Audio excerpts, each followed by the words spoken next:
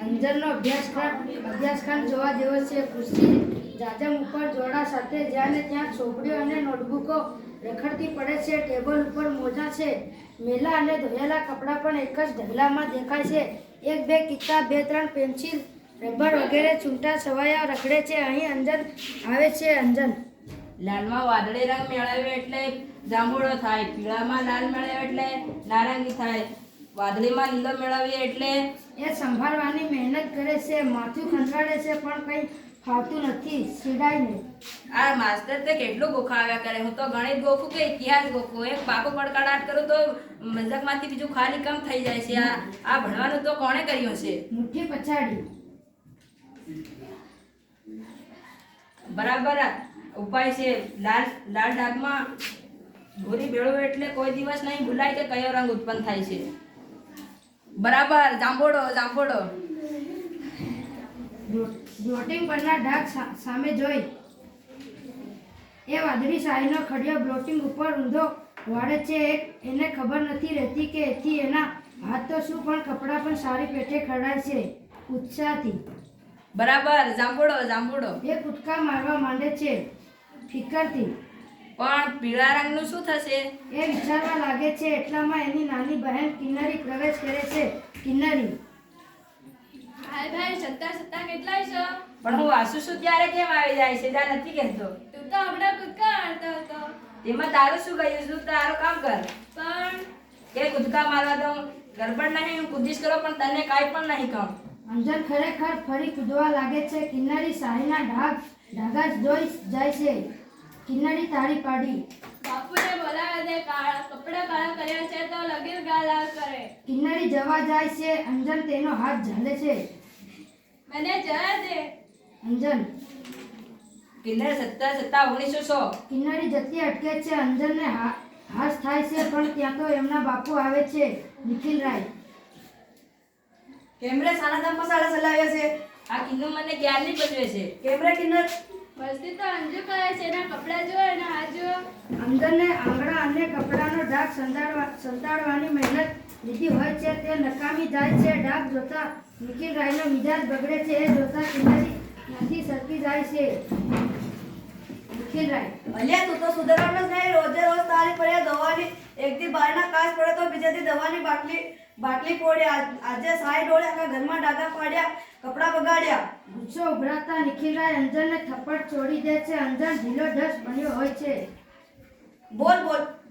બોલતો કેમ નથી? સાહે કેમ કરતા ડળી? ટેબલ પર નાશ કરતો હતો કે કડિયો કાઢતો હતો? અંજન.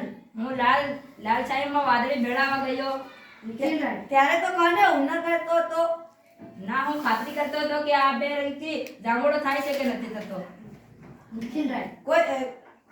કોઈ રંગારે ત્યાં નોકરી લેવી હતી કે બેસ 10 વાગ્યા સુધી ખુરશીમાંથી એટલે તો તારા પગ જ વાટી નાખી. અંજન ગુપચુપ ખુરશીમાં ગોઠવાય છે. નિખિલ રાય જવા લાગે છે.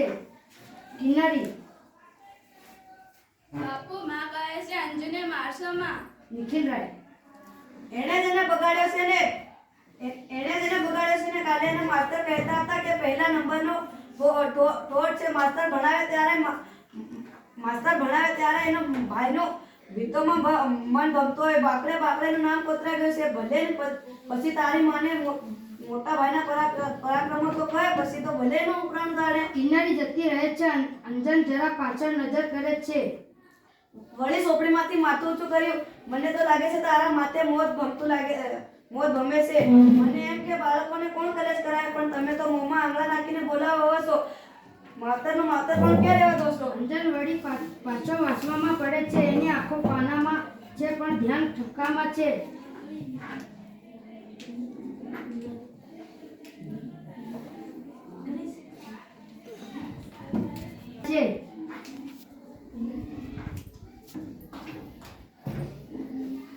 કિન્નરી. પણ અમને આજકાલ તો લગી રહે નહોતો રાખતો હતો. નિખિલ રાય. બધા એને બગાડવામાં સમજ્યા છે. મને કડક થયા વિના નહીં ચાલે. સાલ અંજુ ઉભો થા. અંજન ઊભો થાય છે. કિન્નરી ગભરાય છે. આંખો કાઢી. આમ અંજન પાસે આવે છે. કિન્નરી દૂર દોડી જાય છે કડકડાટથી. તારે તોફાન કરવું હોય ને તો મોસા ચાલ્યો જા. અહીં તો ભણવાનું ને ભણવાનું. મસ્તી કરી તો મારે વિના નહીં મૂકો. આજથી તારું રમવાનું બધું બંધ. પૈડા ભમરડા લખોટા બધું મને સોંપી દે. સાયકલ પર બેઠો તો તારી વાત તું જાણ્યો. ટેબલનું ખાનું ઉઘાડી અંજન પૈડું અને ચડિયા ભમરડો અને ઝાડ નિખિલરાયને સોંપે છે. લખોટા ગયા ખોવાઈ ગયા. કે મોટા ભાઈ એને કોઈને આપી દીધા. અંજન ચૂપ રહે છે. બીજું શું શું છે કશું નથી. જોવા દે. નિખિલરાયે ટેબલના ખાના તપાસે છે. ઊંડાણમાંથી થોડીક ખીલીઓ અને એક નાની હથોડી નીકળે છે. કે મંજુભાઈ આનું શું કામ પડ્યું તું? કે મંજુભાઈ આનું શું કામ પડ્યું તું? એકાદ મગજના કોળે એટલે સસકીને જાય. બોલ બોલતો કેમ નથી? કે મોંમાં મગ ભર્યા છે. આ ખુરશીના પાયા જરા ઢીલા થઈ ગયા હતા તે. તો તું સમારકામ કરવાનો તો કે કોઈ ઉતારના ઘરે તારે હતા લેવો હતો ને. તું તો દોઢ ડાયો. તારા નામનો મારે કેટલો કડકડાટ કરવો. અંજનની આંખમાંથી આંસુ ખરતા હોય છે. કિન્નરી ડરતા પગલે આવે છે. અંજન સાલમાં બોલાવે છે. જા તારી માને છોડે તેને સમજાઈ જા. કિન્નરી અંજનને ખેંચી જાય છે. જતા જતા બાળકોને એની માતા તરફ જોડે છે. પ્રભુ પ્રભુ. પથારીમાં પડ્યો છે.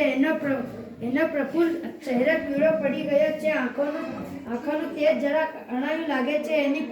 એની પડખે ઈસ ઉપર કિન્નરી બેઠી છે. અંદરના કપાળ પર, માથા પર, હૃદય પર એ પોતાનો સુવાળો હાથ ફેરવતી તાકીને અંજન સામું જોતી હોય છે. એટલામાં જ અંજન પાછું બદલે છે. કિન્નરી પંપાળતી. અંજુભાઈ કાંઈ જોઈએ છે? કશું નથી જોતું. તારે રમવા જવાનું હોય તો જા. ના ભાઈ, હું તો અહીં બેસી રહેવાની. શું કામ? હું માંડું તેમાં તારે શું કામ ન રમવું? મારે વાગે તું માંદો પડે ને તારે જ તને સાચું કરવું જોઈએ.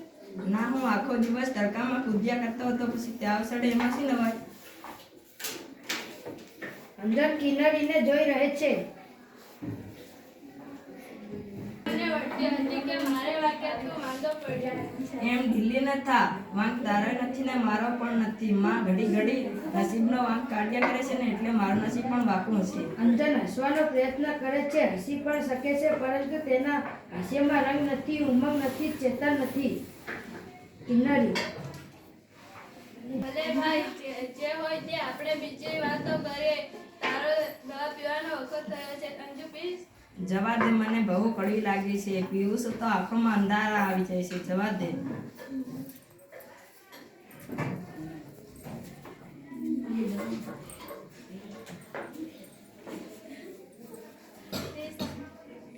અંજન ઉત્તર નથી આપતો. કિન્નરી વિચારમાં પરોવાય છે.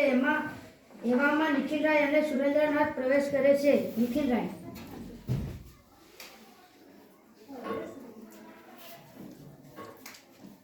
ડાક્ટર સાહેબ, અઠવાડિયાથી છોકરો લાશ બની ગયો છે. સારું કર્યું. આવી આળસમાં કોઈ વખત માણસ બાળક ગુમાવી બેસે છે કે ઠીક છે કે આને એવું કશું લાગતું નથી. પછી અમારે સુધારવું કેમ? નિખિલરાય મનમાં ચીડાય છે, પણ શું કરે? સુરેન્દ્રનાથ. સાહેબ, છોકરો દવા પીવે છે કે? નિખિલરાય ચીસી સામે જુએ છે. કિન્નરી તેજ પડે દવા કાઢી અંજનને આપે છે. અંજન એ ઘટક ઘટાવી જાય છે. મોં ન બગડે તેને માટે ઘણો પ્રયત્ન કરે છે, તોય લગીર એમ થઈ જાય છે. હાથ પહોળા કરી. સુરેન્દ્રનાથ. જો દવા પીવી નહીં ને તબિયત સુધારવી એ કદી બનતું હશે કે હરિભજન વિના વૈકુંઠ મળતું હશે? નિખિલરાય. સાહેબ, હવેથી હું ધ્યાન રાખીશ. અંજુ, સાંભળ્યું કે દવા ટાઈમસર પીવાની છે? કિન્નરી, સાંભળ્યું કે દવા ટાઈમસર પીવા આપવાની છે? કિન્નરી. હો આપું. સુરેન્દ્રનાથ. તો ચાલો હું લખી આપું. નિખિલરાય અને સુરેન્દ્રનાથ પાછા ફરે છે. કિન્નરી. અંજુ, ડાક્ટર સાહેબે તો તારી નાડી ન તપાસી. અંજન. સારું થયું. હવે હું દવા ઢોળી નાખીશ. કિન્નરી. કેમ? એટલામાં અંદરથી અવાજ આવે છે. કિન્નરા નહીં આપતો. આવી. જા, માં બોલાવે છે. કિન્નરી જલ્દી જાય છે. અંજન ધીમેથી પથારીમાં બેઠો થાય છે. કંકાસથી ભાગતી હસતી કિન્નરી આવે છે. કિન્નરી. ભાઈ ભાગતા કાકા આવ્યા. હે સાલ, ક્યાં બેઠા છે? કિન્નરી. અહીં આવશે માતા. તારી જ વાત કરતી હતી. અંજનના હોઠ પર હાસ્ય ફરકે છે અને એમની પેટીમાં તો સાસા રમકડા લાવ્યા છે. એની પેટીમાં સાચા રમકડા છે, જાણે રાત દિવસ રમ્યા જ કરે. આ સાંભળતા અંજનનો ચહેરો ઉતરી જાય છે. કિન્નરીને તેનું કારણ નથી સમજાતું. પાછળથી નિખિલરાય અને ભાસ્કરરાય આવે છે, પણ ભાઈ બહેનને તેની ખબર ન પડે એમ એઓએ છાના માના ઊભા રહે છે.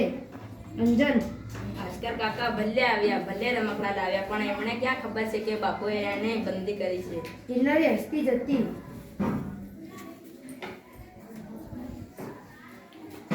એ તો ખરો બાપુને માં કહી તું જોજે તો ખરો બાપુને માં કહેતી હતી કે આપણને કદી મારે નહીં અને વઢે નહીં. હું આવી ત્યારે એમ જ કહેતા હતા. અંજન આતુર આંખોએ. તું સાસુ કહે છે તો બીજું જોઈતું શું હશે? ઉલ્લાસ ભર્યો અંજન કિન્નરીને ભાજી પડે છે. તેઓને નજરે પડે એ પહેલા ભાસ્કરરાય નિખિલરાયને લઈ ચાલ્યા જાય છે. નિખિલરાય અને ભાસ્કરરાય સુશોભિત એવા દીવાનખાનામાં આવે છે. નિખિલરાય આરામ ખુરશીમાં અધ્ધર બેસે છે. ભાસ્કરરાય ઝૂલતી ખુરશીમાં હીંચે છે. ભાસ્કરરાય, જોઈને અંજનભાઈ, એટલી વારમાં અંજન કેટલો ખુશ મિજાજમાં આવી ગયો છે. એને તમારી બીકનો તાવ આવતો હશે. પહેલા તો નિખિલરાય ભાસ્કરરાય સામે જોઈ રહે છે, પણ પછી બચાવ તરીકેનું બહાનું કાઢે છે. નિખિલરાય, ભાસ્કરભાઈ, તમે મને ખોટા દોષ ના કરશો. અંજુના લક્ષણ તમે જાણતા નથી. મહિના દાડા પહેલા એ કોલસાનો કકડો લઈને એનો ભૂકો કરતો હતો. ભાસ્કરરાય,